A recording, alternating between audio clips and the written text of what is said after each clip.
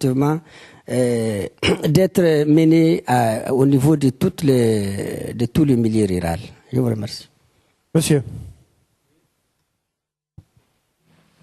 Oui, donc je m'appelle Ibrahim Elali, donc président de Blue Green France. Je m'occupe essentiellement des problèmes d'environnement en Afrique et dans l'Union pour la Méditerranée. Quand on regarde les chiffres, on voit qu'il y a 1 milliard de pauvres, ou un peu plus, peut-être 1,5 milliard de pauvres sur la Terre. Et quand on regarde de plus près, on voit que c'est 1 milliard issu des paysans, de la terre en tout cas, de la population rurale. C'est quand même un véritable paradoxe, parce que ceux qui sont là pour produire de l'alimentation sont les premiers touchés par la famine. Donc pour moi, on parle de stratégie, on a défini, dans le titre de ce panel, c'était les stratégies économiques pour promouvoir la croissance ou verte ou durable, ou appelons-la comme on veut, mais en tout cas proche de l'environnement. Si on regarde aussi de près, on voit que les deux calamités qui menacent la planète sont la faim dans le monde, et le réchauffement climatique ou les problèmes d'environnement. Et les deux, on voit que l'agriculteur est au cœur de la solution pour ces deux problématiques. Donc, et du même coup, qu'est-ce qu'on voit? On voit que plus de 50% de la population mondiale vont habiter dans des villes. Donc la première réflexion, peut-être qu'en France, on a 2% de paysans, d'agriculteurs qui alimentent toute la population. Donc la première question, si on veut définir une stratégie, c'est comment ramener les gens des villes vers la campagne. Donc est-ce qu'il n'y aurait pas à utiliser les programmes agriculturels, la PAC par exemple, pour faire carrément un dégrèvement d'impôts pour les jeunes agriculteurs et les mobiliser, soit dans des agricultures biologiques, soit dans des agricultures durables, mais en tout cas réfléchir vraiment sur comment ramener l'urbain vers la campagne.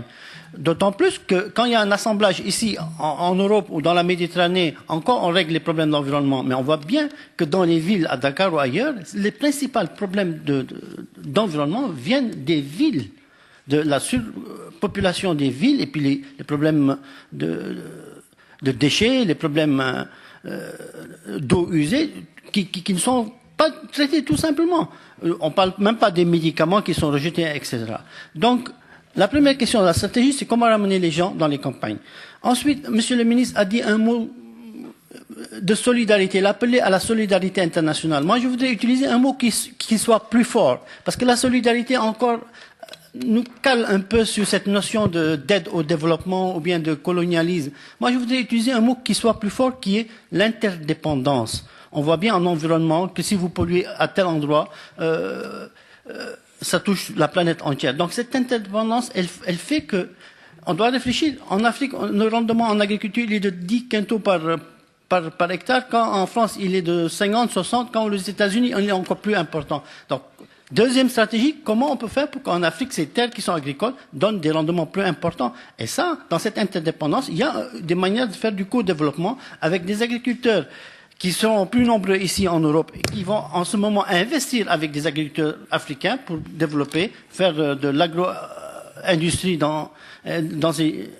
et à ce moment, ça crée une véritable richesse. Enfin, pour le financement, Monsieur le ministre, moi je vous donne une solution pour le financement. Encore que le Mali est un pays démocratique, donc on a des solutions.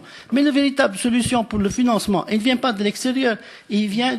Vous avez dit que les terres agricoles, la plupart, quand ils sont utilisés par des gens depuis longtemps, on leur donne un droit d'usage. Mais il faut dépasser le droit d'usage. Il faut retracer le cadastre dans les pays pauvres. Ça, c'est une urgence. C'est une stratégie aussi qui va changer les choses. Parce que si on fait le cadastre dans les pays pauvres, on va redonner les titres fonciers aux paysans qui ont une valeur bancalisable. Quand elle est bancalisable, on peut l'introduire après lever des financements pour se développer. Mais ces gens n'ont pas de moyens d'aller à la banque de demander de l'argent pour se développer. Donc, en faisant le cadastre dans les pays pauvres, on a une troisième stratégie. Enfin, Monsieur le ministre, vous avez soulevé le problème des OGM. Notre ami burkinabé nous avait dit que c'était une très bonne chose pour le coton. Donc, une quatrième stratégie, ce serait quoi? Ce serait une externalisation des lois, autant pour l'environnement. C'est-à-dire, par exemple, vous vous rendez compte que dans le bassin du Niger, il y a une pollution dont vous ne soupçonnez même pas. Donc, quand une entreprise européenne, elle a des normes ici sur l'environnement, il faut qu'on fasse une externalisation, qu'elle ne soit pas capable de polluer ailleurs. Donc, c'est vrai pour la pollution, mais c'est vrai aussi en environnement.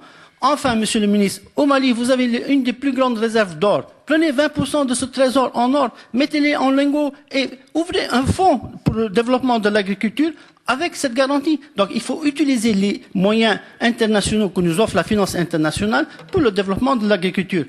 J'en ai encore une liste. Non, mais on va peut-être déjà répondre à celle-là. Vous nous laisserez la liste de courses pour plus tard. Alors.